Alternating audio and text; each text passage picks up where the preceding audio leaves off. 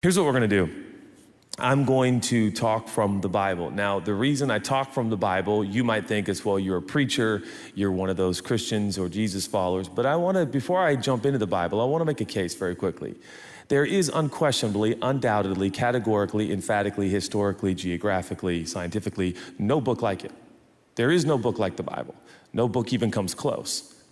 Its preservation alone is unprecedented. So the reason I'm going to the Bible is because it stands alone. There is no other book by it. Now, it should be noted, those of you that are smart, no book has ever been more construed, misused, and used as a textbook to abuse fellow humans. So if you know your stuff, you also know that a lot of people who talk from the Bible, teach from the Bible, lead from the Bible, or build whole societies around the Bible have also done some very deplorable and unmentionable things. So that should be noted. But yet, I digress, there's nothing like the Bible. Nothing like the Bible. Now, for those that don't know, I am persuaded that the Bible is not an end in and of itself. It is a means to an end. That the Bible exists in its own mystical, magical, scientific, mathematical. You ever read online or go to ChatGPT or whatever and find out the mathematical equations of the Bible? It's wild. I'm not even good at math, and I find it fascinating. It is amazing. Even mathematically, it's a phenomenon. But the Bible exists to point you to the author. Now, you might argue, Judah, I believe there's 44 different authors. You would be right. I believe there's 66 different books. You would be right. I believe it was written over 1,500 years. You also would be right. And yet, in the process of 44 authors, 66 different books, and 1,500 years of a writing period, they all essentially came together to say the same thing about God. Ultimately, it was authored by a divine being. That being has revealed himself fully in the person of Jesus. He is my hero. I am in love with him. I have not turned off my brain to fall in love with him. I actually have engaged my brain, and the Bible itself, for those of you that are concrete sequential, you're cerebral, you're brilliant, and you're bright, I applaud you. I wish I was you. I clearly am not. But the Bible and its statistics are astounding. But I urge us tonight, as we sit here, that we don't just make a mental assent. My job, my assignment, my passion, my desire is not to merely persuade you with statistics or details or my Bible knowledge, but is to actually create an environment where perhaps you could encounter the author.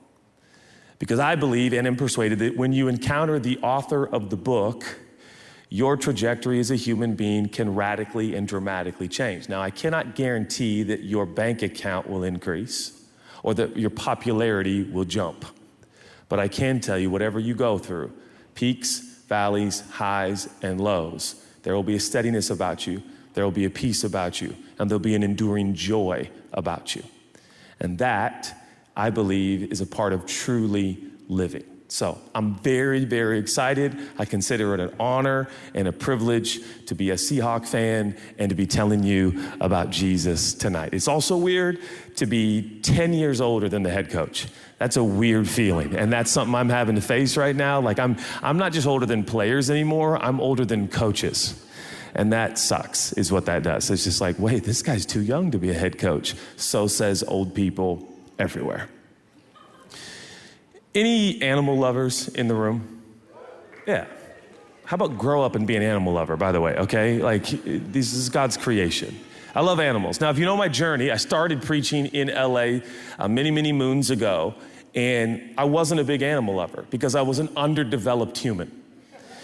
I was. No, seriously, I was. And I've grown since then. And now I'm in love with animals. If I saw you on the street with your animal, I would greet your animal before you.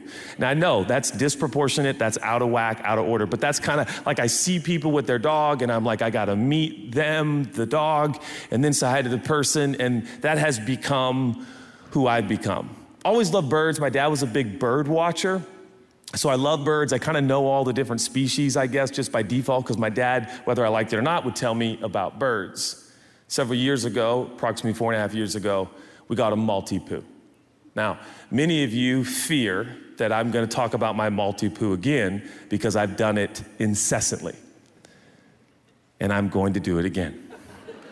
Because I recently was gone from Louis Merle Smith I, and we had our reunion. Now, every time I walk into the room for my little Maltipoo, again, he's 4.5 years old, there's a routine we have. We never talked about it. We never discussed it. We never agreed upon it. It just happened instinctively. He runs around, he barks, barks, barks, barks, barks. The moment I walk in the door, frankly, the moment he hears me at the front gate, I can hear him starting to bark because he senses me near. Why? Because I am his alpha. Like, Judah, relax. But I think I am. And it's like, at least I'm somebody's, Chelsea's in charge. All right, the point is, I get into the house and he starts barking, and he'll run into particularly the living room where we have a couch. He jumps on the couch. I know the routine. He knows the routine. He doesn't speak English, but we know. He rolls over, shows his belly, and he lays there, and he looks out the side of his little eyes, and I scratch his belly, and I ask him a bunch of questions he can't respond to. Now, it would make sense if he did that after every long trip I was away from, but the truth is, every time I leave the room and come back, it's the same routine. So it does get old, I'll admit. He is the sweetest little dog. He's just not the smartest little dog, okay? And we're a lot alike that way, okay? So every time I come back into the room, it's like I've been gone for weeks, but not a problem. So we do the same routine. We had to do it 5, 6, 7 times just today. And now the kids, they'll be like, oh my gosh, Louie, Dad, this is ridiculous. And I'll be like, he's affectionate. Like, by the way, an article came out today. I read this when I was taking a bath, that when your dog licks you, it's not kisses. What a dumb article. That journalist should be fined. Like, how about rob all of our joy collectively at once? It actually instinctively is a dog, marking its territory. I'm like, no, it's kisses, all right? Leave me alone. But I always tell the Smith kids, Louie just wants to connect. He needs connection. He wants to connect, and I need to connect, and we need to connect. And that leads me to the big word tonight, the big theme tonight, the big idea tonight is connection. We are far more connected than we'd like to admit. Connection, I would argue, is so much of the essence of life. In fact, let's do a little exercise.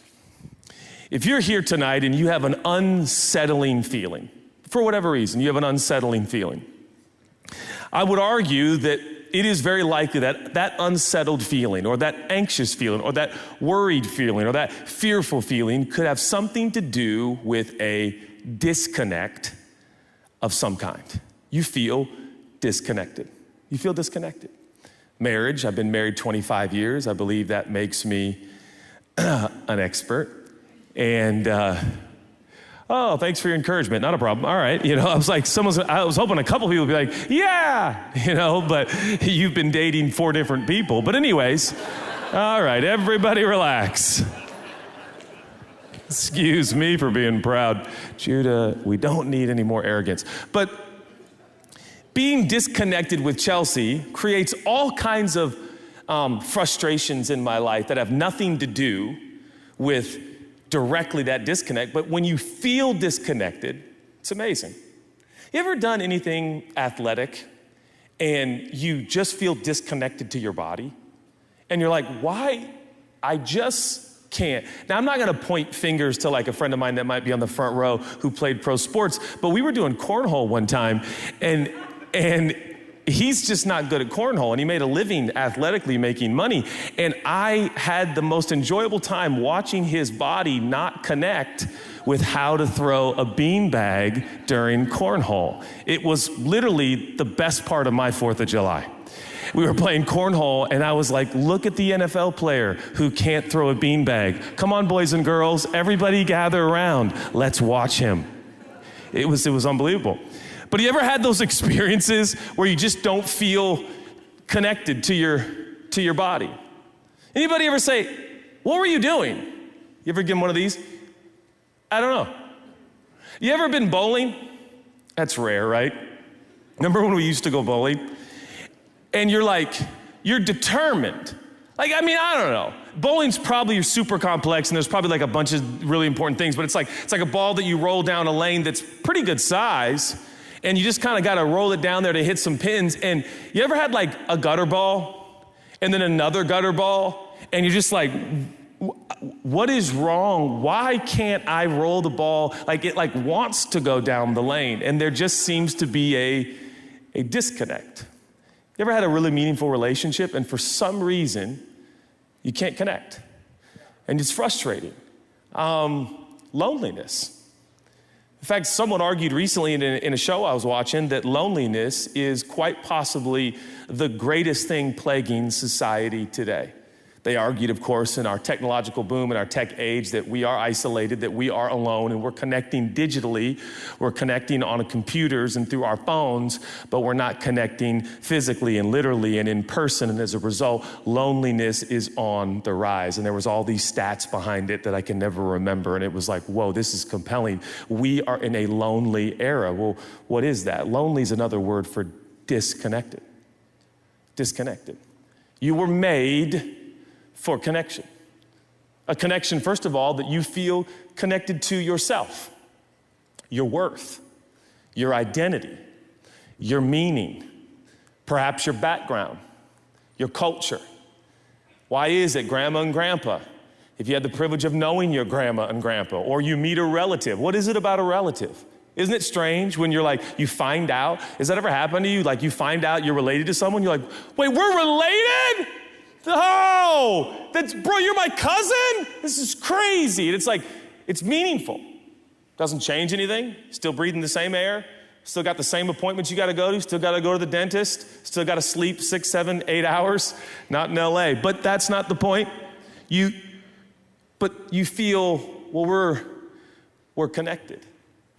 One of the things you need most in this life is connection. Now, you know where I'm going with this. I think the most important connection you can ever make is to get connected to your origin. Now, here's what I mean. Connected to, if in fact there is an intelligent being behind the world in which we are in, the realm in which we exist, well, it only is logical that if we were to connect with that intelligent being that divinely inspired and designed this, albeit beautiful yet broken world we live in, how significant, imperative, and important would that be? Perhaps the whole reason you came tonight is because you instinctively know that if there is a God, I need to be connected to God. It never ceases to amaze me how when people find out I'm a priest or a pastor or a preacher or whatever, kind of their history, their tradition, their background, they call me different things. Priest, minister, holy man. No one ever calls me holy man. But anyways, I just wanted to throw it out there because it seemed cool. Holy man, I wish you guys would call me that. But maybe it's because I'm not. But people come to me and be like, hey, can you pray for me? And it befuddles me how many people believe because I do what I do, if I'll talk to God, I have like a special connection that they definitely don't have or can't have. And so if I'll talk to God, now I admit, when I pray, things happen. It is what it is. It's a good thing. And I was telling my friend the other day, he was asking for prayer, and I was like, bro, I'm going to pray for this, and you watch this thing is going to happen. And he hasn't gotten back to me. But the point is this, guys. Come on. Let's focus. People want connection with God. Why do we feel disconnected? How do we feel disconnected? How do we get reconnected? I think the peace you seek. I think the joy you crave. I think the fulfillment you have an insatiable appetite for. You want to be satisfied. You want to be content. You want to be fulfilled. I think it has everything to do with the sensation of connection. And when you connect with God, it is like going to a chiropractor. Someone argued the other day, chiropractors are fake. I'm like, that's mean, but I don't know. I just know when your vertebrae gets aligned, your body, your system behaves better. You're at peak health. I think when you get alignment with God, connected with God, you begin to thrive in life. Take inventory right now. I'm just curious. Do you feel disconnected tonight? In what way do you feel disconnected? With who do you feel disconnected? You ever felt disconnected from purpose? What am I doing? You ever gone to work, come home and thought, is this it? Are you? Now, for some of us, because we haven't made multiplied millions, we still think like, all right, so I can make a little bit more money. But there are people in here, and I know some of them, who've made so much money, they got a whole different kind of disconnect. Suddenly, it's dawned on them. The connection they were told they would have when their bank account got full never came. In fact, some of the connect with their families changed because the family's now connecting, not just to connect, but to cash a check. And life persists. Do you feel disconnected? What are you gonna do? Where do we go from here? What does the Bible have to say about it? Well, that brings us to the beginning of the whole book. So the first book in all the Bible is called Genesis. That word literally means beginning, which I think that's a helpful first name to the first chapter or the first book. The book is called The Beginning. Very good. That'll help, okay? Now you go to the beginning of the beginning, the Genesis chapters 1, 2, and 3, and you can go there on your own time if you would like. There's a story. Now much has been made of this story, but I want to explain and expound on this story a little bit, and then we're going to end in a little letter that Paul wrote to a group of Jesus followers in a place called Galatia, and that's where we will land the plane. But before I go any further, I want to say something. My goal tonight in the next 2.5 hours of this presentation, I love you guys. It is so hot in here, it's outrageous, okay? I mean, hot, okay? And I'm not going to, the jacket's thin, but I'm not in a flannel. You relax over there. Yeah, I see you in your vest. So I'm going to go about 35 minutes. Lord Jesus, help me, because I don't think I can make it much longer. Lord, please help me. It is really, really hot in this. Do you remember the Saban ever being this hot, or is it just me? It is hot. Well, it's good for us to sweat. It's like a sauna, okay? You don't need a sauna tonight. We're in a sauna together. Holy Lord. But my goal over the next few minutes is that you actually could leave this building, I really mean this, feeling more connected. In fact, more than feeling more connected, that in fact, you would be more connected. I'm gonna say it plainly. You connecting with God could give you the things you crave and desire. That connection with God. Last night, my cousin was at my house and we were talking about money and stuff and things. And no matter what you ever achieve, or what you ever acquire, or what you ever earn in life, remember, you still gotta live with you. Do you know what I mean? Like I would spend $1 million on a car if that car floated, and if it fixed my spine, and my skin, and my golf swing, and but you can get the biggest house, the nicest car, and you can be the man on Instagram, but you still gotta live with you. You still gotta wake up in the morning and look at you in the mirror. And you still gotta explore this idea, am I a connected being? Am I connected to God, to myself, to people I love? There's something I noticed in my life recently, and I'm gonna get to Genesis, and that is sometimes it's hard to focus on people that I love when they're talking to me.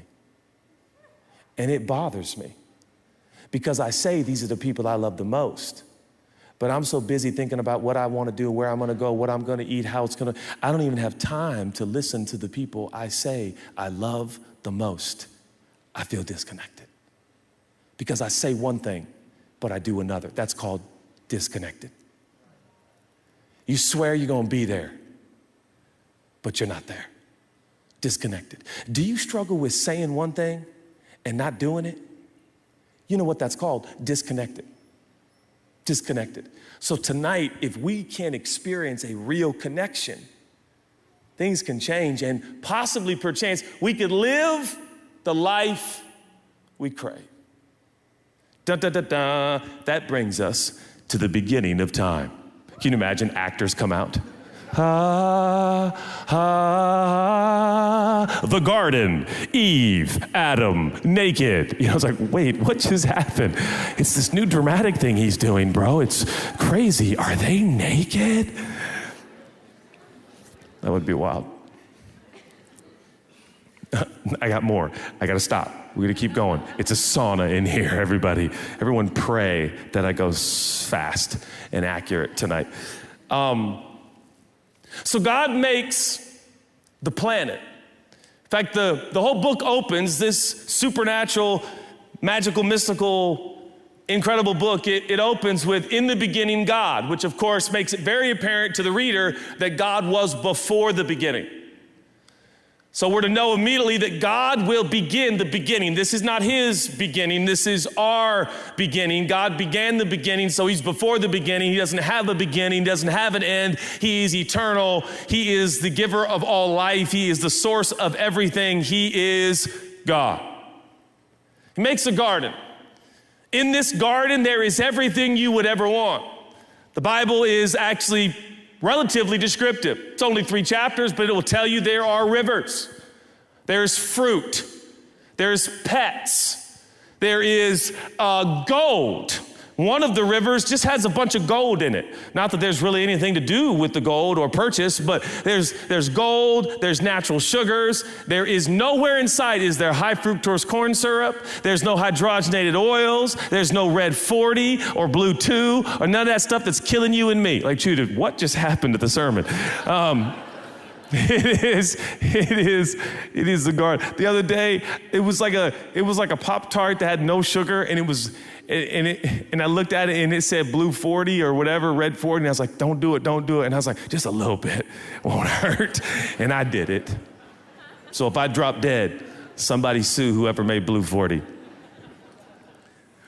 The garden is utopia. It's perfect. There, Adam is made. God puts him into a sleep, and from his rib, he makes Eve. There is absolutely nothing out of place, nothing wrong, no disconnect. I imagine tonight if we could have Adam and Eve come out on stage, they'd have clothes on by now, just so you know. We'd have them on stage, and what they would tell us about what it was like in the beginning. Think about connectedness. The pets didn't hunt each other. They were all together. I can imagine in my mind Adam saying, there was a lion, for instance. We would meet most mornings, and the lion would come, and he would lay his heavy head on me, and I would pet the lion, and I could feel him breathing, and it was as if we all breathed in the same rhythm in the garden. The garden seemed to breathe with us. There was no shadows, there was no darkness, there was no variation. It was pristine, brilliant light. There was no need for sleep. We didn't sleep. We had total and complete energy. No need for energy drinks or Celsius or Red Bull. Somebody pray for my Celsius addiction. We're moving on. That's a true fact. I keep saying I'm gonna quit, but I did it again today so that I could be at my best for you. So, if I could put a word to the garden, it would be connected. Imagine it in its most intense, dramatic form. Everything is connected. There is no such thing as shame, guilt, fear, insecurity. It's total, perfect, unbridled, unbroken connection. Unbelievable. Can you imagine that? Every day, day after day. And the highlight of the day, evidently, from best we can tell, is when the Father visited the garden. Now, his presence and his essence permeated everything. From the grass to the sky, vegetation. Can you imagine how brilliant? Can you imagine the smells? Can you imagine the tastes? Can you imagine the euphoria? But it says in Genesis that evidently at the cool of the day, which I think is like golden hour, if I'm not mistaken, God would come. And can you imagine Adam and Eve trying to describe to you when they knew he was coming for his daily appointed walk with them? Can you imagine how they would describe the air? The air would shift, It's hard to even describe, but you could feel the expectancy in the grass. You could feel it in the insects. You could feel it in the pets. You could feel it in the animals. You could feel it in the air. Everything seemed to orient towards the Father, the Maker, the Creator. He was there. It was like a grand entrance. It was like a parade. It was a celebration. Everything came to life. The daisies and the lilies and the tulips, everything stood up on end. And here he comes and he's in the garden, and it's perfection and it's essence and it's euphoria and it's beauty. And we walk with him and we talk about silly things. We talk about how wonderful his creation in his garden is. We talk about the monkeys and why they chatter so much. And we talk about the rhinos and why they got that big pointy thing on their head. And, we talk about, and we just have this incredible experience. Now, I think if you're like me, I do think like, yeah, but there was no football, but there was no sense of missing out. There was no sense of loss. There was no sense of insufficiency. Whatever it was, it happened. It was provided for. It was perfect. Now, some would argue before we go any further that the whole book promotes this idea that from the beginning of the Bible, you get the first 3 chapters and the whole rest of the book is a restoring of that environment. Now, there is one boundary in the garden and only one boundary. We're talking about connection. And the one boundary that God the Father the Creator Father, Abba, he says there is one tree in the garden, and that tree is the tree of knowledge. Knowledge. Now, you've heard possibly that its full title is the tree of the knowledge of good and evil, but that's an elongated title. The tree had a name, and its name was Yada in Hebrew. Yada is the word for intimate knowledge. Yada is the word for intimate connection. There's one tree in this garden. It's the tree called Yada. That is the one tree God says, that's a no. That's a no. Now, if this is your first time hearing this story, that's exciting. I'm happy to introduce it to you. But maybe already you've asked yourself, why would he do that? That's crazy. You know what? You lost me now, man. You lost me. That's ridiculous. You mean, I think I know where this story's going. They eat from Yada, and because they eat from Yada, that's why we're in this mess. Then leave the Yada tree out so we can all go back to, and yet God, in his perfectness, understood that there has to be a measure of free will or choice for us to be the beings that he desires. Now remember, all of this is unto him and for him and through him and sustained by him. We are here for him. The reason when you worship, religions all over the world, the reason when you worship, the reason we are drawn to worship of all kinds, by the way, is because there's something in us that wants to connect with what got us here. But choice in that is essential. In other words, God, the Father, designed this idea of love. What's more important than love? What's more important than love? But love without choice, forced love, we know down here, people go to jail for that. That's a violation. You can't force somebody to love you. It has to be their choice. Yada has to be a choice. Intimate knowledge, somebody can't be forced into that. That has to be a choice. So bear with me. God makes a garden. He makes us, or at least our ancestors, a bunch of pets, a bunch of gold, a bunch of waterfront property, a bunch of natural sugars, a bunch of great stuff. By the way, shout out to vegans and vegetarians everywhere. Our original state. Okay, all right, Judah, relax. And he says there's one tree you can't eat of. Now let's stop here for a moment because I want to remind you of the character of the Father. The odds are always stacked in your favor. You may not believe this from where you sit right now in 2025, end of August, but the odds, please hear me, are always stacked in your favor. How many trees were a yes? Oh, we don't know. Was it 2? It had to be more than 2. Was it 10? Had to be more than 10. Was it 100? Had to be more than 100. I would argue thousands of trees are not a problem, enjoy. 1 no. Much has been made of God over the millennia. Much has been made about God through the thousands of years of human history. And so often God is reflected as a high school football coach.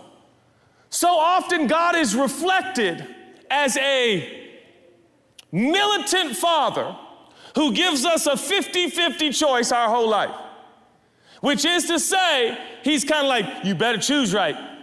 No. He's going to make the choice obvious. This is part of his character. He's going to stack the odds in your favor.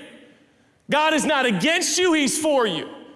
His desire for you is that you would know righteousness, peace, and joy. His desire for you is that you would be fulfilled. His desire for you is that you would have peace and contentment and ease and direction and purpose and clarity and identity and meaning and value. And we see this in the beginning of it all. He says, all of this is for you.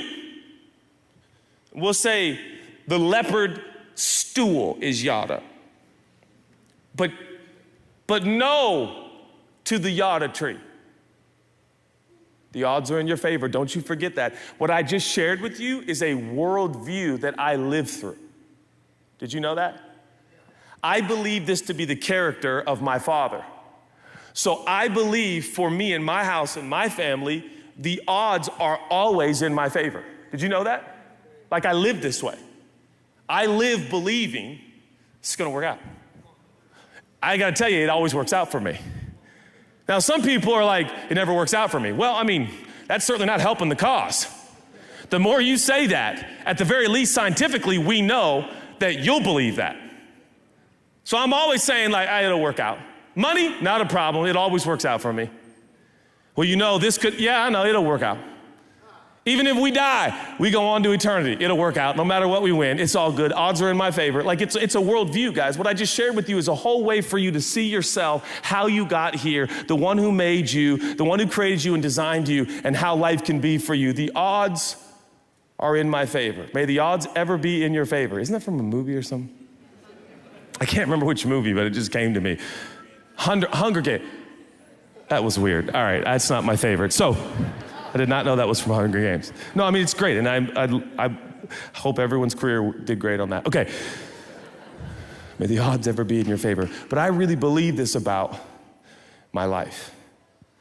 Insert human condition. The one no piques our curiosity. The one no is like, that's weird. Why? Seems like pretty normal tree. I don't know, like, you got thousands of yeses, but the one no, thousands of people who love you, but one person on the internet that doesn't. Like, Judah, that is not the message tonight. Okay, I'm sorry, I get distracted. And we just obsess. It's the way we are. God knows that it's okay. We just obsess. Now remember though, there has to be a boundary. There has to be a no, because that protects a thing called free will. Free will. And that's important for real love. So God says one no. One little yada tree that you gotta walk by and go, no thank you. Thinking about, no thank you, not today.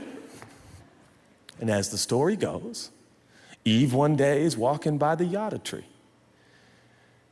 And out of the tree comes the serpent. Now at that point, for those who care, I believe the serpent stood up on its end and could talk. And so the serpent starts talking, and his voice is smooth like a polished stone, and she's kind of pulled in. And now listen to the conversation, because what we're going to uncover together is how the disconnect first happened and how it still happens. Listen, the serpent says to Eve, You ever heard of a strip club? No, that's not what he said. That's not what he said. That's not what he said. That's not what he said.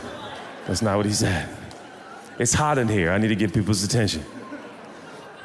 It's hot in here. Some of you are like, wait. You're back.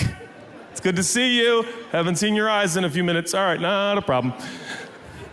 Tell me how Ben Shelton's doing at the primetime U.S. Open. Okay, but he says, so I heard you can't eat from this tree. He said, yeah, we can't. He said, the father, Abba, he said, this is the one we can't eat. And the servant said, that's strange. I wonder why he said that. Because this is the knowledge tree. If you eat this tree, you'll have the same knowledge he has. To be honest, he doesn't want you to be on his level. Because if you reach out and take this fruit and you eat this fruit, you'll have yada just like him. And for the first time, we wondered if God was holding out on us. For the first time. This is the first time. Is he? Oh, so he's playing a game up there. Oh, so this is the Hunger Games. Okay, this is a game. This is sadistic. He's deviant. This is the key to yada of good and evil. So Eve says, really? He says, why don't you? So he said, you can't touch it. And by the way, the serpent will exaggerate all of the boundaries. Just hold the fruit. Maybe Eve takes the fruit and it feels nice, cold to the touch. And the skin has a nice texture to it. And she's thinking to herself, it don't look that bad. Maybe God, maybe the Father is kind of just serving himself. Maybe and so as the story plays out, Eve and Adam bite the fruit and everything fractures, almost instantly, apparently. The Bible says when they ate the fruit for the very first time, they felt embarrassed. They looked down and they saw some of their body parts and they were like, these are private parts. We got to cover these things up. Like, this is not good. Like, oh, and immediately they're embarrassed. They're ashamed. Insert God's daily appointment. The tulips stand up. The grass gets tall. The rhinos bow. The giraffes look around the corner. And here comes the Father. And all of Eden seems to stand in attention as the Father arrives again at the garden. It's like a ticker tape parade, but this time is different. There's something eerie in the air. There's like a dread in the air for the very first time. And the Bible gives us the first question we ever hear in the text. God calls out, "Where are you?" Which is to say, you're not here. We're not connected. Where are you? Now, we've said this a bunch of times, and I know you know this, but God doesn't have a geographical challenge on his hand. God has not lost Adam and Eve. Adam and Eve have lost Adam and Eve. Adam and Eve have lost where they are, who they are, the purpose for being there. Where are you?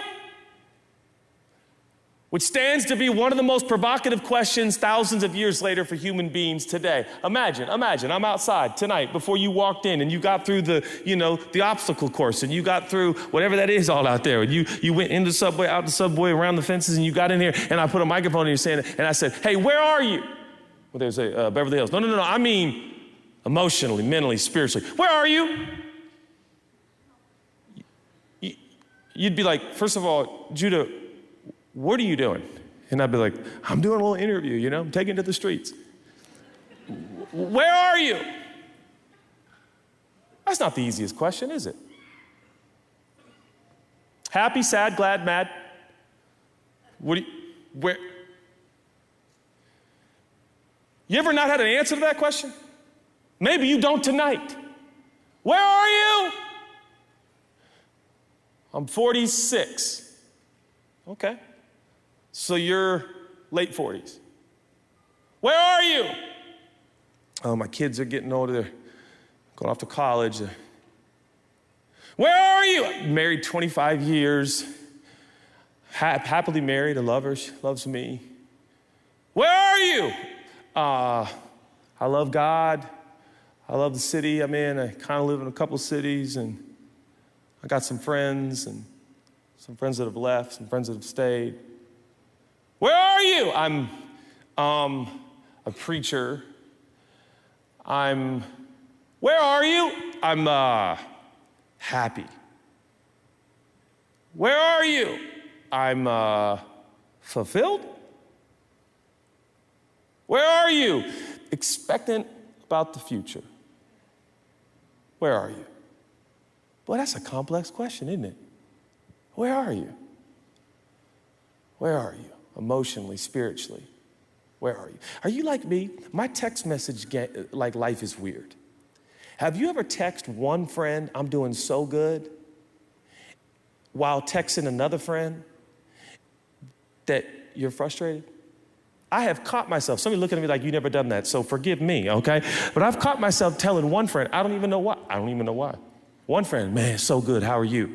I'm texting another friend, man, I'm a little discouraged. And I'm like, wait a minute, which am I? Because when that friend texted me, I felt great. But when this friend texted me, I felt like I really wanted to share that I'm not. Or in the morning, I'll text everybody I'm doing great, but by 3 p.m., I need somebody to pray for me. Where are you? All over the place is where I am. Connection. Only thing I can tell you is that when I experience him, when I sense him, the Father, the same Father of the garden, when I sense him, and I can only tell you how I experience it, when I feel him in the room. Sometimes I don't, sometimes I do, I can't explain it. The sound that my body and soul makes is this. And it's like everything just goes. And suddenly, I know where I am. I'm loved. I'm forgiven. I'm his. He made me. I'm here for a reason. Not totally sure what that is all the time, but I feel real connected to it. And I feel in love with my fellow man. And I feel like I can forgive Chelsea again. That's my wife. I feel like I don't want to kill my kids. And all of a sudden, I know where I am. It's hard to describe, but that's what happens to me, like on a loop. Hours will go by, and I'll be like, where are you? Like I wish it lasted. I wish the could sustain me for weeks, but it rarely does.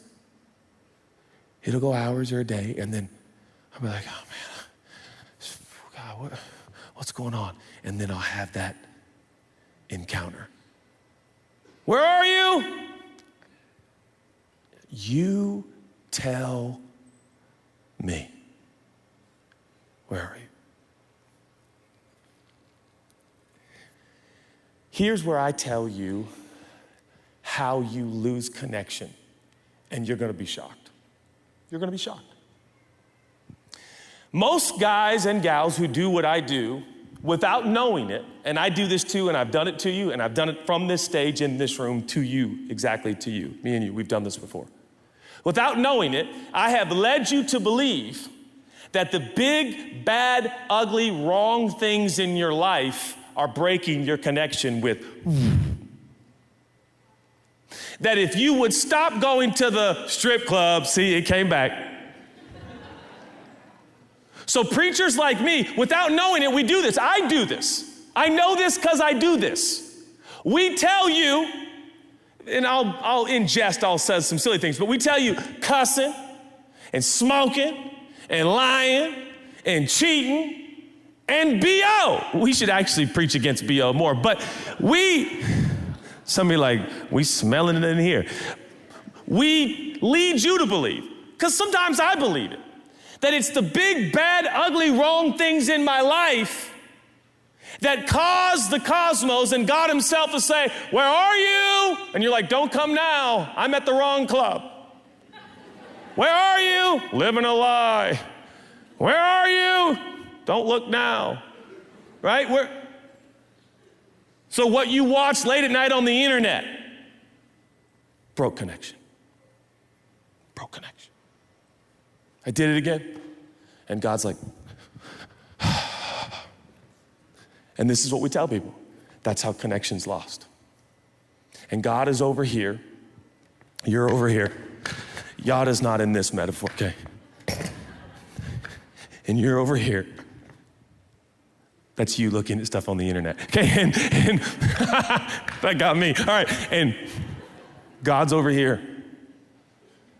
And you're over there, remember? And he's like, see this right here? It's called internet porn. Right here.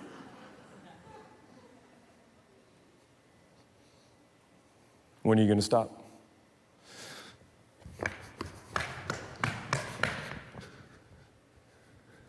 I don't know. I really want to. And then later in the day, I don't. Super sorry. And I'm going to really try. Hold on, stay right there. I'm going to delete all the sites. And I'm going to unplug my computer. Can we be friends? And without knowing it, we tell everybody in settings like this that if you could just try a little harder, do a little more, pray a little more, give a little more, love a little more. Like I keep doing all these, like, these are all just coming to me in real time. Judah, we can tell.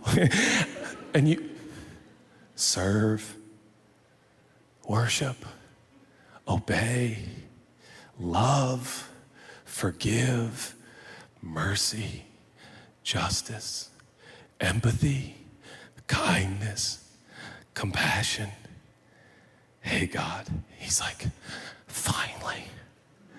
And you're like, I love you. And you're like, I love you too. What is this? This is a church conference. This is once a month at the Saban. And so then you drive home and he's like in your car with you. And you're like, this is awesome. I'm so glad I worked my way back to you. This is the best. And then you get a little tired and worn out and life's hard. And Wednesday becomes Thursday and Friday is Saturday night. And now you got to plug in your computer, you know. You got to do some work. You got to send some emails. And before you know it,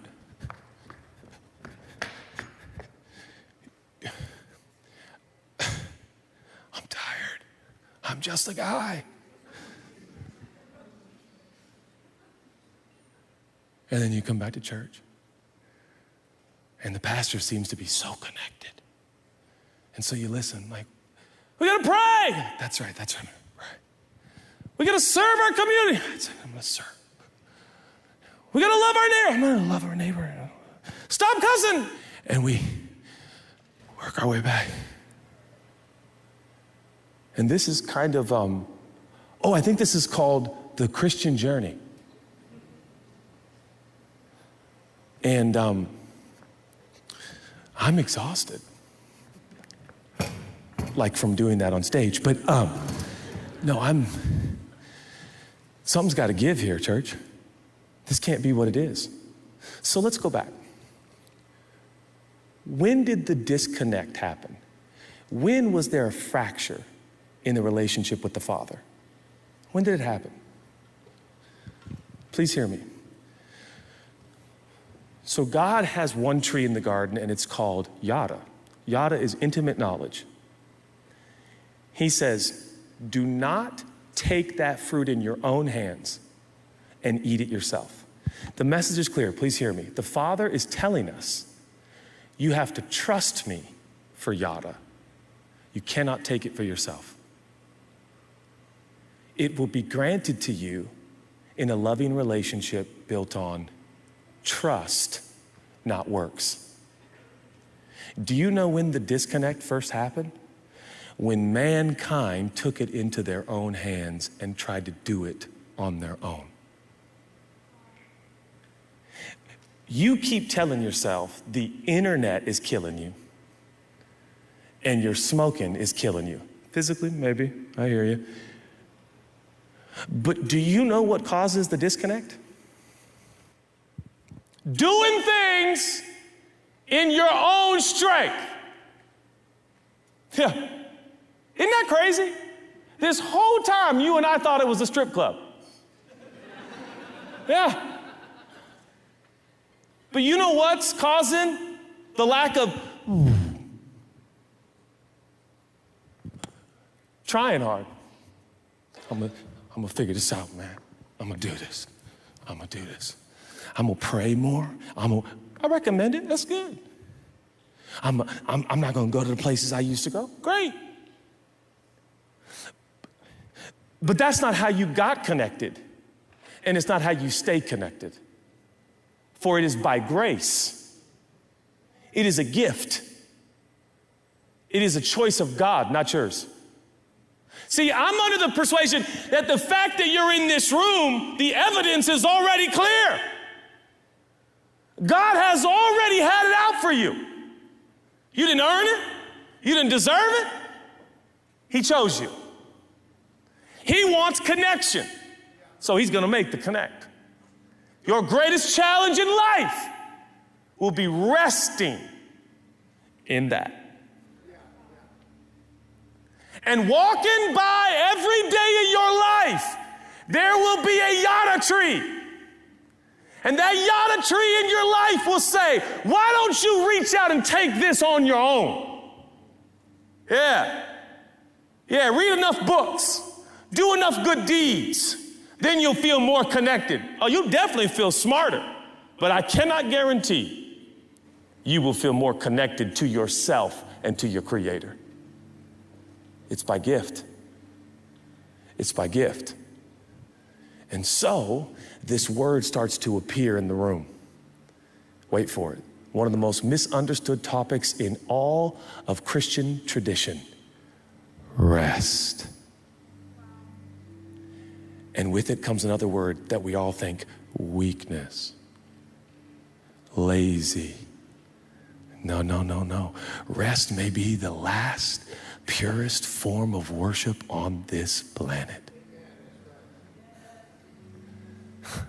Some of you feel so disconnected and your instincts tell you, I gotta do something, I gotta fix it, I gotta work it, I gotta make it, I gotta do it, I'm gonna. And what you need to do is something like this. This is no longer yada the tree, okay? Father, here I am. I need you. Connect me. Connect me. Here I am. But that, if you write a book about that, people won't buy that book these days. They won't buy that book. Tell me what to do, preacher. And so I will. Here's what you need to do. Nothing. The more you could do nothing, the better your life would get. I said it. Somebody quote me. I dare you. Nothing. All the something you're doing is really getting in the way of this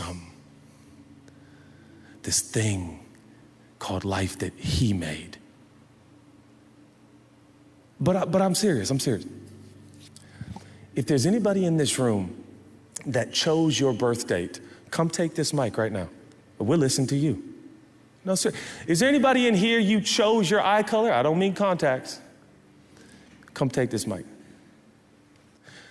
If there's anybody in this room or watching on the internet, I don't even think we're on the internet, but anybody who chose your background, your culture, your ethnicity, come on and take this mic, we'll listen to you.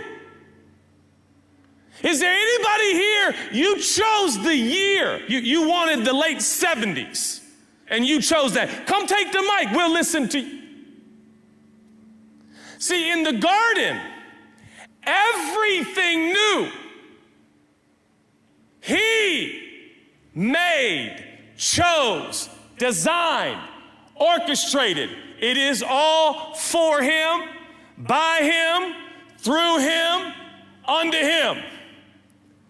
I did not come up with this. I did not choose my birthday. I didn't choose my body. Have you ever put your hand on your heartbeat? When you're my age, you think to yourself, I hope you keep beating, little buddy. I don't know how you work, but they tell me Celsius is not helping you, but I need Celsius, so keep going, little buddy.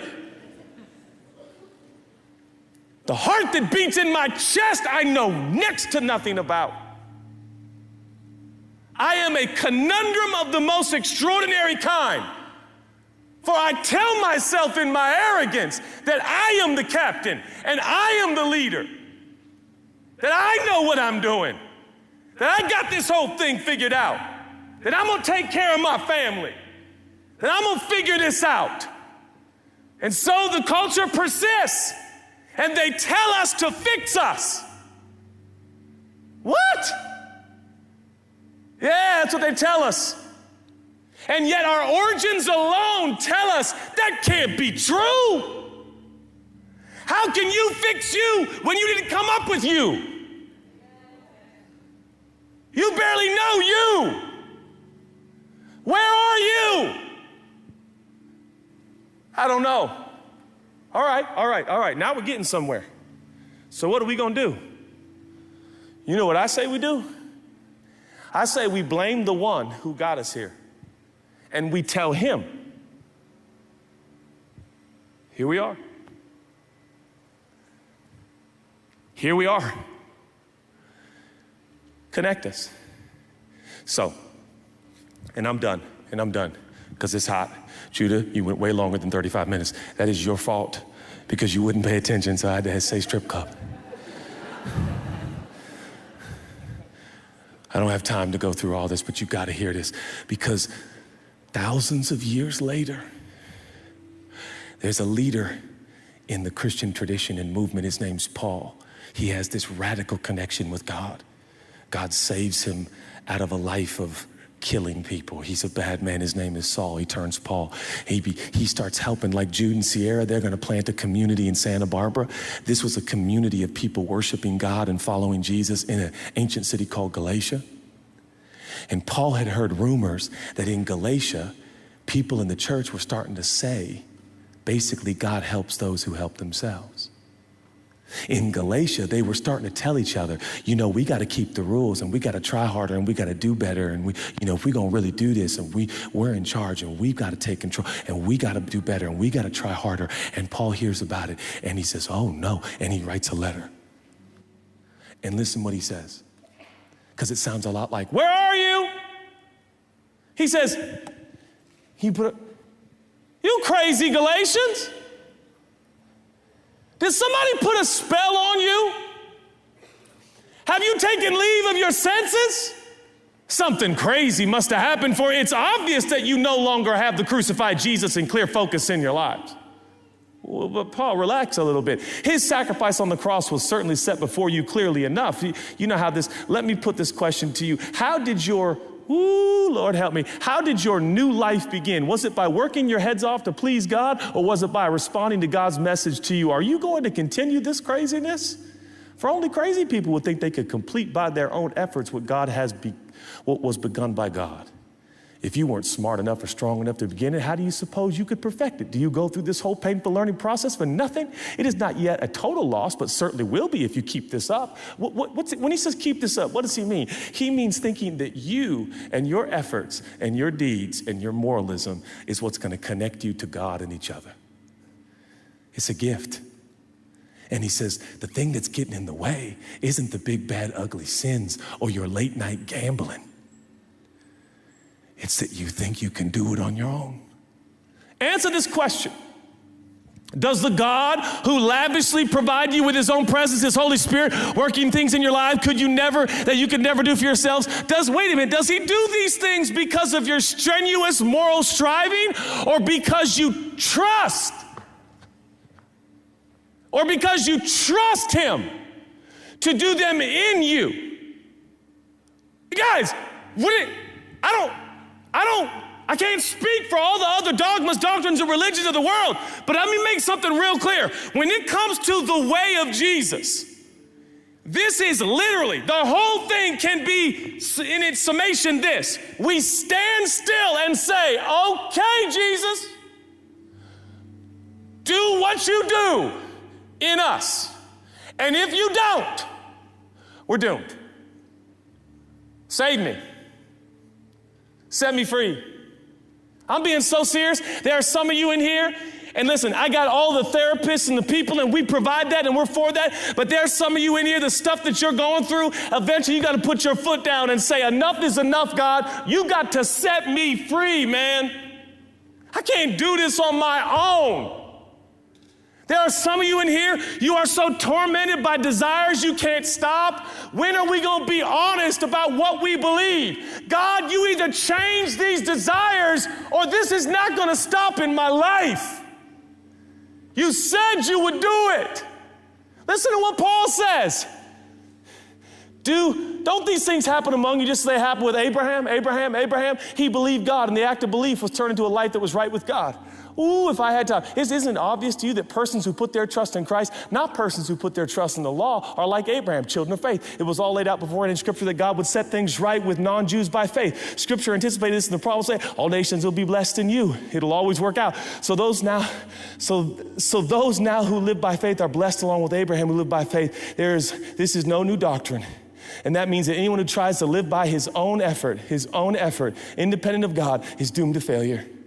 Scripture backs us up. Utterly curses everyone person who fails to carry out every detail written in the book of the law. In other words, you can't keep all the rules. The obvious impossibility of carrying out such a moral program, I promise I'm almost done. If you're picking up what I'm laying down, it'll change your whole life. Moral programs should make it plain that no one can sustain a relationship with God that way. No one can sustain a relationship with God that way. No one can sustain a relationship with God that way. No one can sustain a relationship with God that way. No one can sustain a relationship with God that way. No one can sustain a relationship with God that way.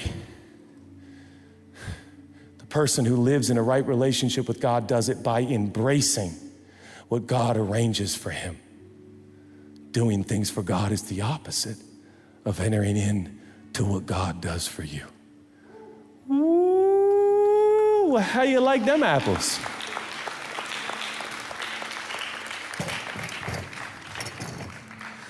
I'm done. The band, everybody come out, because I'm done. And I literally have sweat pounds of my life away. I told God, I'll preach, and it's my privilege to do it. But I'm not going to play games with this. We will build a church that unless you show up, it fails, period. Because I'm not smart enough, sharp enough, or wise enough to put some sort of program or system together that would wow everybody. I said, God, you either show up and change people's lives, or we'll wrap it up and we'll go make money selling cornhole to people that can throw it. And so here we find ourselves again. Do you feel disconnected? Do you have questions about God? The only thing I can tell you is perhaps tonight in the next few minutes we could stop doing everything and try for a minute to do nothing. You know, when all of a sudden doing nothing is the new like everything. Lord, help me clear my mind. The pain, the fear, the anxiety, the worry, the to-do list, the career, the pending interview, the relationship, the date you have later, the hangout later, who am I gonna meet? Hey, what if we just,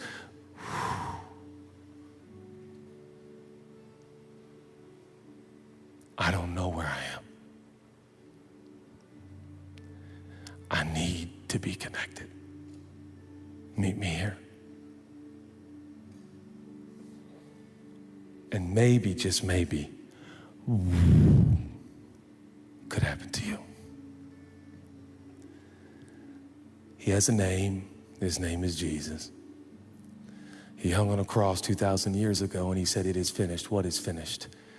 That all of the requirements of the law were fulfilled and all of God's just wrath and perfection was poured out in the body of his son.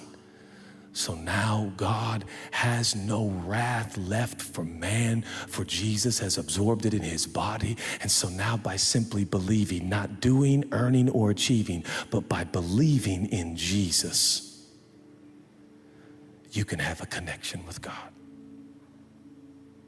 So what I do, for those that don't believe in Jesus yet, I believe in Jesus, so I will tell God, I'm connected to you legally. Because Jesus was the sacrifice for my error and my wrong. I'm yours. You can't leave me. I'm your guy. You got to meet me here. For 15, 16 years, we've been in this city. And God knows it's come down to this. And I go side room before I walk out on the stage used to be every week. Then I got tired. But every month. And I say, God, you don't show up. That's on you. Because we are your children and you are our Father. And we can't find ourselves, let alone find you. But here we are. Connect us again. Connect us again. Don't find it strange if your priorities change almost in an instant. And you'll leave here and suddenly things you cared a ton about, you'll just kind of, you won't even be worked up about it. I'm telling you, this will happen. It's like an adjustment. It's like, and things will just, don't think it's strange when you forgive somebody. You'll walk out of here and you'll suddenly have forgiveness in your heart towards someone you hadn't been able to forgive for years. I'm being serious. You're like, I forgive him. I forget. It's okay. I'm all right. God's with me. I'm gonna make it. It's gonna be all right. I'm telling you, this can happen for you. You can be connected to the Father, to yourself, to your purpose, to your life, to the rest of the days you live here. God, I thank you. I thank you for the book, which points us to you, the person. We love you, and we never met anybody like you. We love you. We need the connection that only you can give. Not gonna make it without it. Cannot make it without it. So here we sit again. It's the same song, it's the same story, it's the same situation. We're lost without you. Broken without you. Hurt without you. Selfish without you. But with you, everything changes. So meet your children here in the Saban Theater in Beverly Hills right now. Meet us here. Connect us again to your unending love, your unending forgiveness, your reckless care and compassion and provision, providence. It's you we crave and it's you we need. And we thank you for that. If you're here tonight and you would like to receive the forgiveness that Jesus personally paid for on a cross 2,000 years ago, so all of humanity can stand and live in forgiveness forever and can anticipate and expect a connection with the Father forever. If you believe that and you want to receive that, just say, I do. Wherever you are, you can say it quietly. Say, I do, I do, I do. You hear us, God.